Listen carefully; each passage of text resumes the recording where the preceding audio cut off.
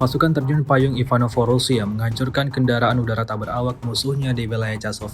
Rekamannya ramai beredar di media sosial Telegram pada Kamis 6 Juni 2024. Dalam rekaman tersebut memperlihatkan detik-detik target udara ditembak jatuh oleh tembakan dari sistem rudal anti pesawat portable Verba. Tampak gesit prajurit Rusia meluncurkan serangan mematikannya dan tepat mengenai sasaran. Pesawat tak berawak Ukraina seketika jatuh dan tak tersisa apapun di sana. Hingga video ini beredar, beragam komentar dituliskan warganet.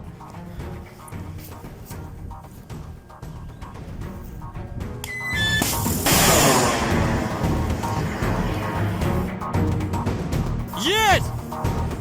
Ладно, пошел за ней! Давай, давай!